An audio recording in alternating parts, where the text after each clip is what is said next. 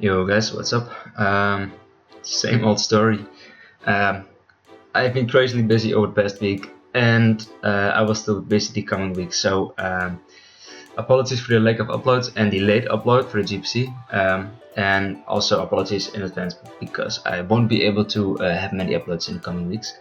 I'm in a super stressful right now because what's this called? School's gonna start soon.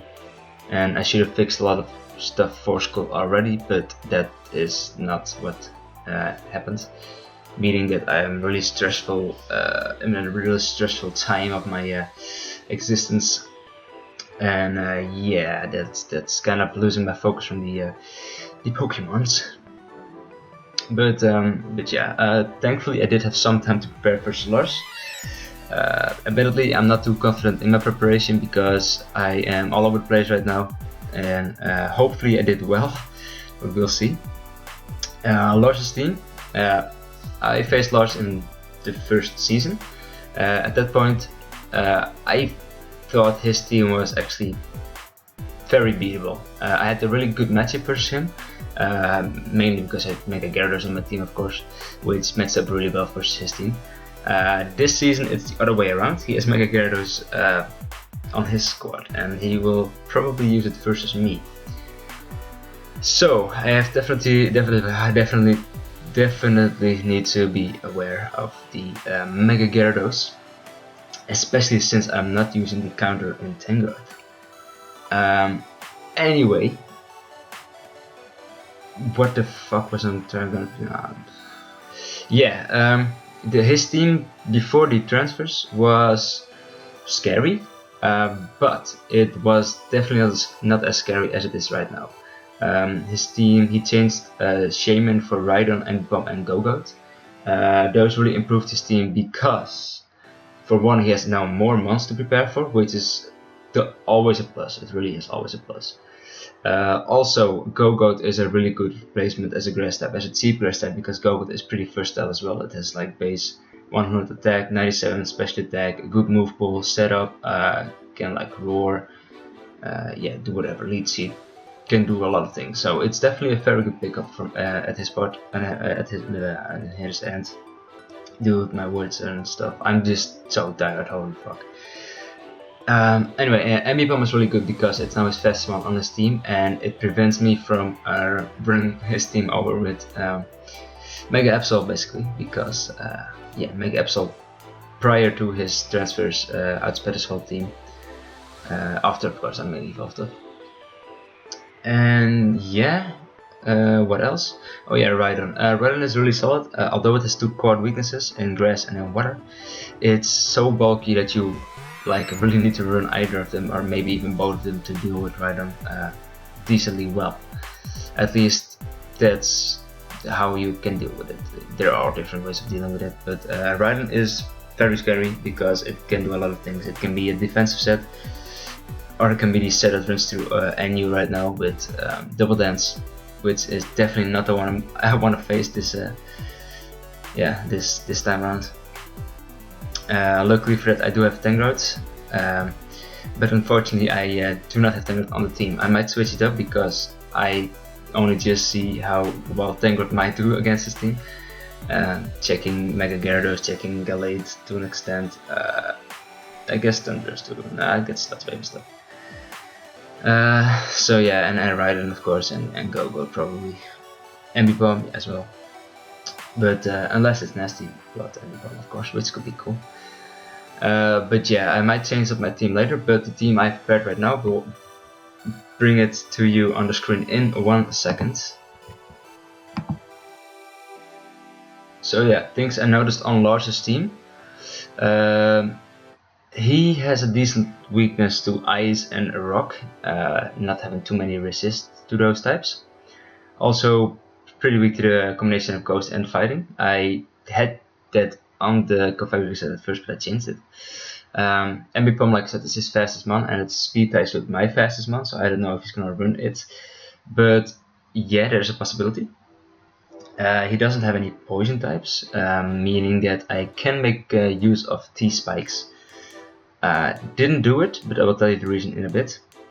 His scariest setup one is basically Dragon Dance and Gyarados, because I need to prepare a backup plan in a Scarfer to deal with that, which I have done in fact, so that's at least something I did do finally.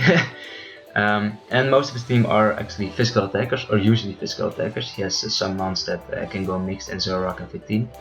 But stuff like Togekiss, Thundurus, and like Latias are usually especially offensive, and everything else on his team is physically offensive. And my goal of building his team, which you will see in a bit what my team is, what I expect him to bring, first of all, Registeel, Victini, Togekiss, Mega Gyarados, Zoroark, and Gogoat, but I'm not sure if he can definitely bring Gallade over Gogoat or even Rhydon over Gogoat, so those two will definitely, like out of those three, it's definitely one of them, but the other five I expect him to bring as well. So yeah, my team, my game plan behind this team is basically to weaken everything by Will-O-Wisping it. I have 2 months with Will-O-Wisp, Cofagrigus and Mew, and after Will-O-Wisp I want to set up on a Will-O-Wisp, on a crippled mon on his team, a physical attack, hopefully that would help. A Sword Stance, and then proceed to sweep his team afterwards. The preparations I think he made for Mega Absol is basically Togekiss, expecting me to be like knockoff, superpower, and play rough at best. But I carry Stone Edge. Stone Edge is the only move really that hits Togekiss for good damage, and after a +2, Stone Edge will KO the Togekiss at Stealth Rocks. I know, just in definitely Rock Slide would be after Stealth Rocks, but although Rock Slide is probably the better way, the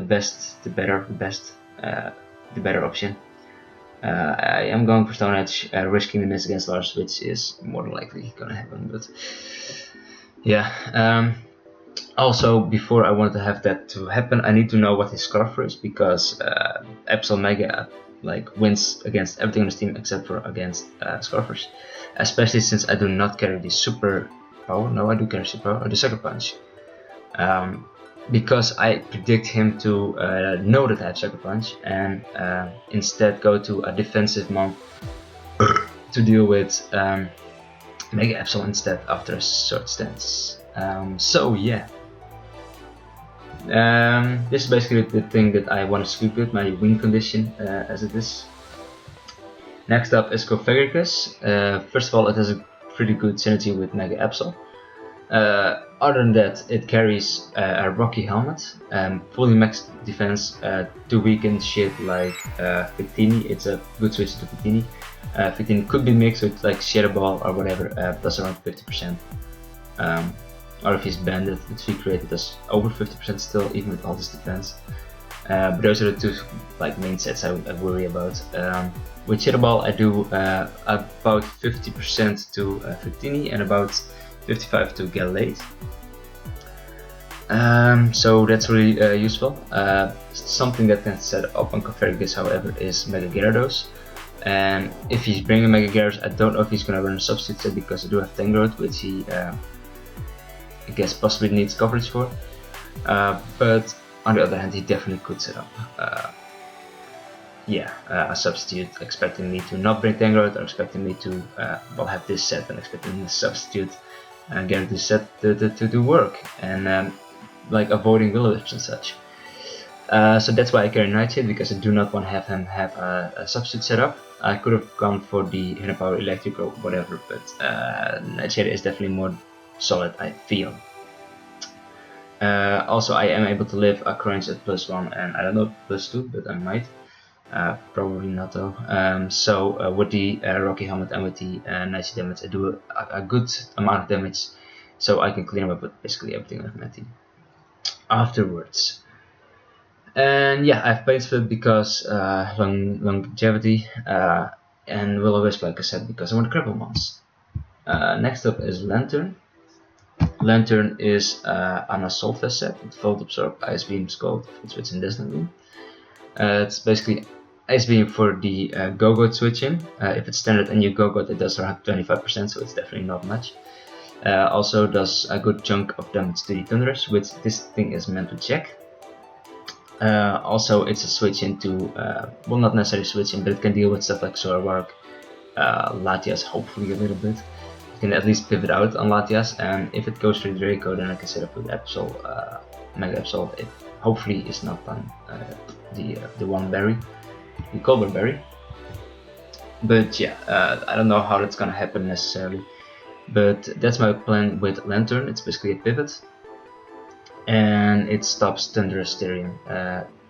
Yeah, Thunderous Tea, because Thunderous Tea is kind of annoying if I do not have Lantern. I do not expect him to bring it, but if he does, then I do have this counter to the Thunderous. At least I hope so. Hopefully it's a counter and he has been prepared in a weird way for it, but we'll see.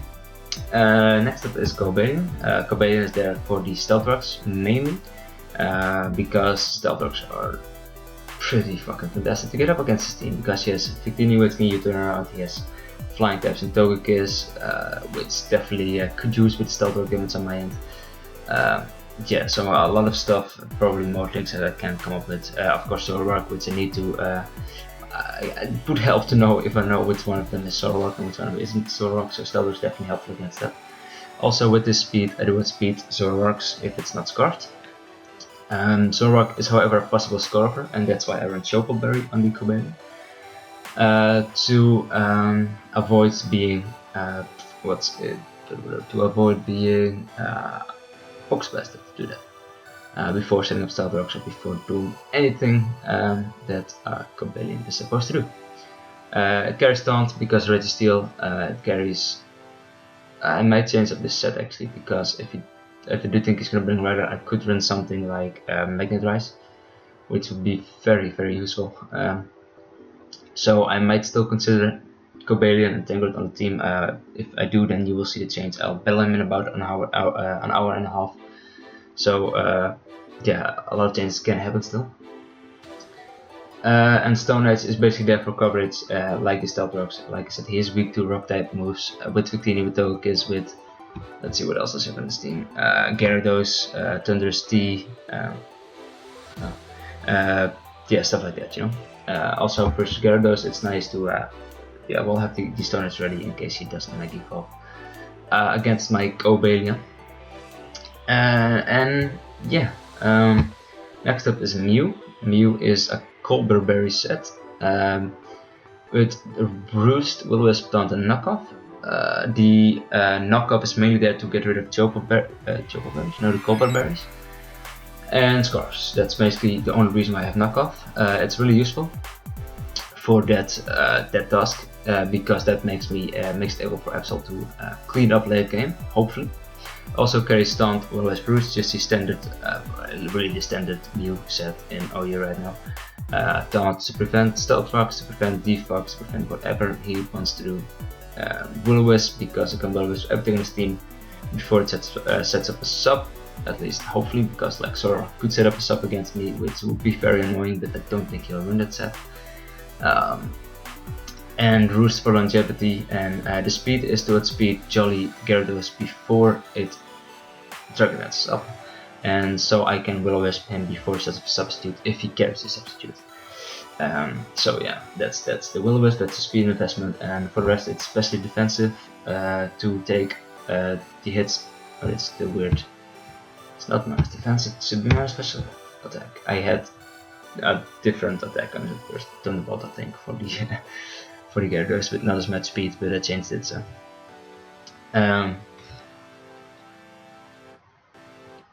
Yeah, so this is the set, the set I'm gonna bring, and hopefully it's gonna put in the work. We'll see. If it doesn't, then fuck. And last but not least, it's my backup. It's Archeops, Choicecraft, Aqua Tail for the Rhydon, U-Turn, Head Smash, and Knockoff. The only thing I do not like with this Archeops set is Registeel, because it completely counters me. However, I can just U-turn out on it and do whatever. Although if I do kill something, for example with Aqua Tail, and he has a Registeel full health, he's more likely going to be able to set up the Stealth Rocks versus me. If my Mega Absol is not Mega up, and if it is, then I might not switch it in, because I do fear something like Superpower on his Registeel to deal with Mega Absol, because that's something I would do. So yeah, that's basically the theme.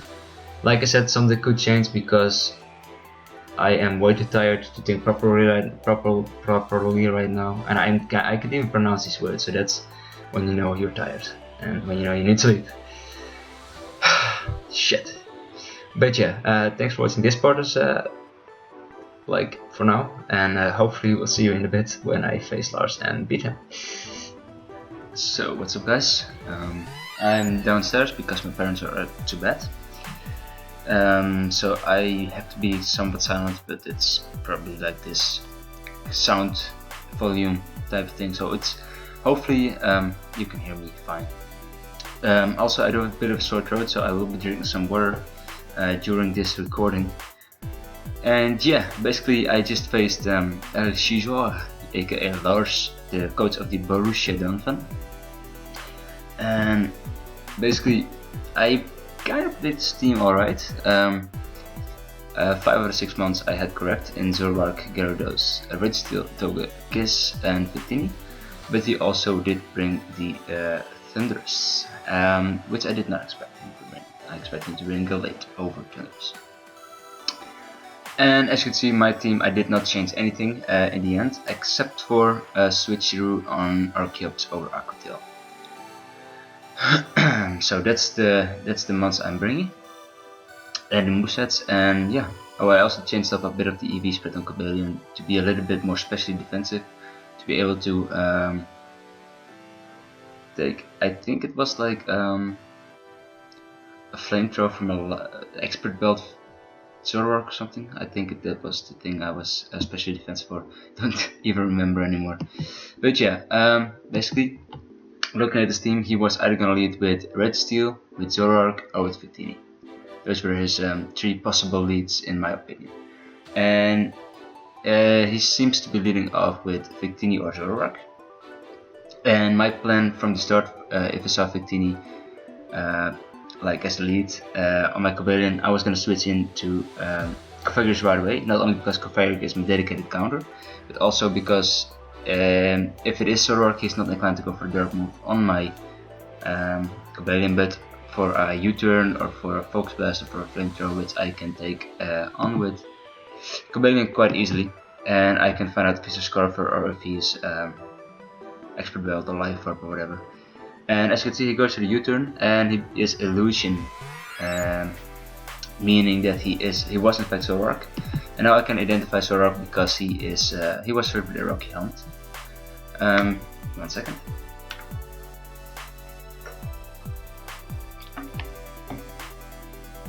So next turn, he switches in from the U-turn into Red Steel to get up his Stealth Rocks. At least I predict him to get up the Stealth Rocks in the first turn. But he goes for the Toxic, putting me on a timer. Good play on his end, as I go for the Will-O-Wisp right here. If I knew I was going to go for Toxic, I would have gone into Cobalion and would have done it to him, preventing him to go for Stealth Rocks. But yeah, he kind of outplayed there, I guess.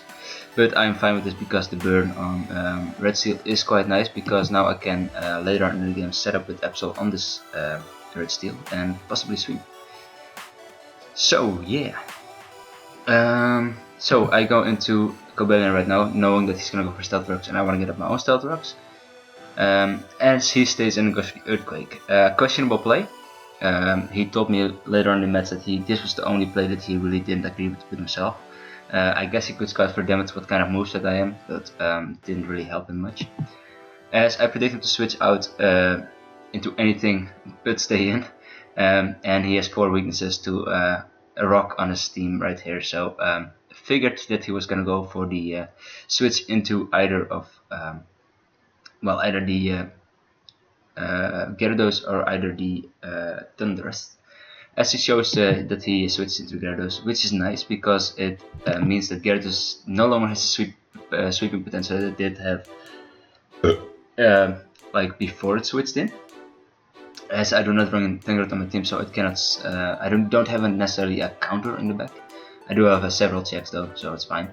As it goes for the EQ on my taunt, I go for the taunt because I do not want him set up on my switch out, or I don't want him to like rest and recover up all the health and be rest sleep up, because I calc the damage and he was max HP, so I figured he was max HP, max PDF for my Manaphy. because that is of course what I ran in the GPC Season 1, Week 3 versus Nacho. But yeah, he goes for the EQ, doing some good damage to my Cobalion, as I want to keep Cobalion, preserve Cobalion, because it does really well against his team. As you can see, it outspeeds everything but his Scarfer, or Scarfers, and does super effective damage to anything on his team. But he of course he knows that, and he goes for the Journal, switching me out into Fepsol. And this means for Fepsol that I can get a free Mega Evolution now. This was a 50-50 play for me, because I actually didn't want to reveal the Stone Edge on my Fepsol at this point, because I figured that they would need it later on for the Togekiss. But as you can see, he switched in Togekiss right here on my Mega Evolution. I figured Mega Evolution was the better play, also just getting rid of the Gyarados because I expect him to stay in. And not only that, also because now I have the Magic Bounce, and stuff like Great Steel is now just complete setup fodder, and I can switch into it and stop. So, hit the Torkoton up for good damage. I do not want to risk Stone Edge missing because I'm facing Lars, so I switch out into Mew. Also recovering up some good health because that's nice. Go for the Will-O-Wisp. That's fine, completely fine. Also, he went for a Defog.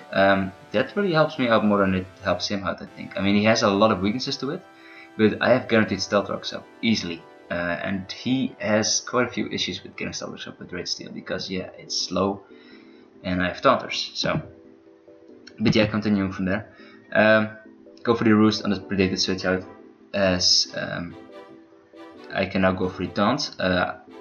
Double switch was kind of obvious, but I didn't lose anything by doing this because I have a Mew at full health, so do not want to risk him getting up Stealth Rocks and me overpredicting for no reason. So that's why I go for the Taunt, as he in the following turn goes for the U-turn, predicting me to switch out possibly.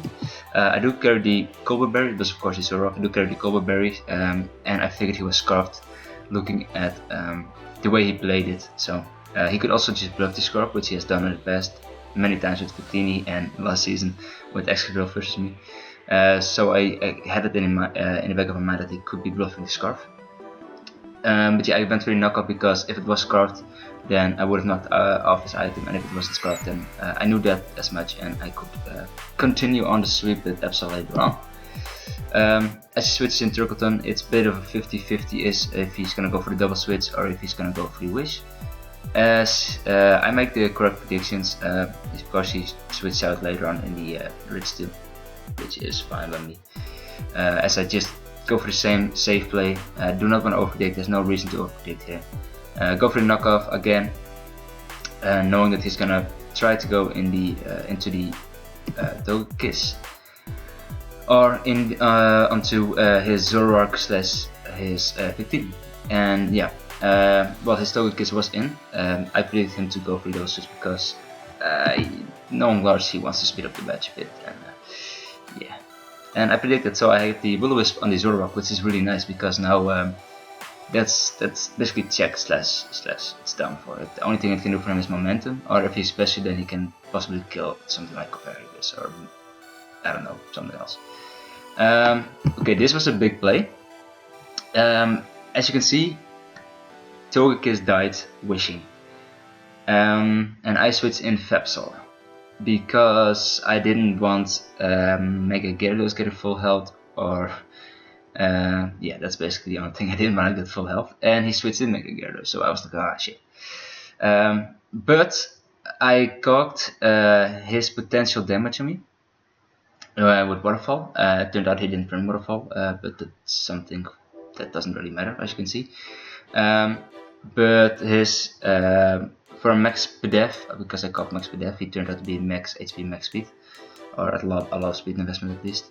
58% was the max roll from Waterfall, meaning that I felt really comfortable going for the Stone Edge here, predicting him to stay normal form. Honestly, the thought in my head for him to go Mega wasn't. I didn't expect him to go Mega for some reason. I don't know. I can't explain why really, but I figured that he was gonna go stay normal form to check the rest of my stuff a lot better and have the potential to go Mega later on in the game. But also he didn't know I have Superpower, or he had Play Rough or Sucker Punch or Knockoff or short stance for my last moves. So he only knew at this point that I had Stone Edge. So it was definitely a possibility for him to Mega Evolve up, predicting my Stone Edge, knowing that it was the only move that he knew I had on my Absol. If hopefully you can understand that. It's quite a difficult explanation, but I kind of predicted him to make a double switch into Red Steel. Not that I feared Red Steel at all, so I was kind of fine with it. That's why I didn't predict him to go into Red Steel by superpowering or clicking knockoff. But yeah, I figured he was gonna perhaps go for that switch and have that full health again and stuff. But no, he turns out to predict me to go for everything but the Stone Edge, and hoping for him to get the wish back up. It was kind of a 50-50, and it turned out that he at least it worked out in my favor, and turned out that he died onto my Stone Edge. As now he switches in Nakama. Don't know what that nickname means, but it's his Victini.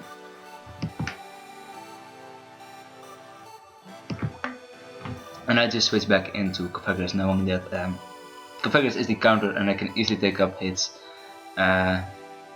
whatever he wants to do. If he wants to go for the V-Create, that's fine. He takes a lot of damage from the Rocky Helmet, plus it puts him in knockoff range from my Mega Absol. So yeah, he U-turns out, so that's completely fine with me. It only means that he takes more damage. Plus, I don't mind him going into Red Steel at all. As he turns out to double switch, so he doesn't get up Stealth Rocks, which is again completely fine with me, because I go for the switch into Chupahara de Cobalion, trying to get my own Stealth Rocks up.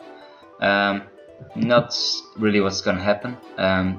I figured that at this point some damage on the Victini would be crucial for my Mega Absol to take him down, and yeah, he was gonna go for the V-Create. That's completely fine. I didn't need Stealth Rocks that much, I felt, because most of his team is already weakened as fuck. So, and what I can do here is, because I'm Scarfed Archeops, I can just quick head smash and watch things die. His only thing that really survives this is his Registeel, and as you can see, he switches it in on me. I could just clean up with head smash from this point, but I don't do that because it's head smash and it tends to miss. So far I've hit all my moves, all my 8% accuracy moves, so I do not want to mess with Fate and do not want to risk missing more head smash at this point. So I go into Absol, that completely free switch of course, as he goes for the Iron Head. As I can just set up, I can use the setup further. So Absol is gonna get another kill and end up at being at +2 to the Red Steel. I go for the knockoff here because I don't want to put myself on Sucker Punch range if he is Scarf Sucker Punch, or don't know, whatever he's gonna be. He's gonna go into Zoroark, and he predicts my Sucker Punch as he goes for Memento, so good play on his end, I guess. I do not go for the Sucker Punch because I don't have Sucker Punch. Yeah, that's basically the only reason, and so my +2 is now back to normal, and it's kind of still okay. I can still do massive damage with knockoff, as you can see, as the Thunderous is his only thing that can lift the hit at this point.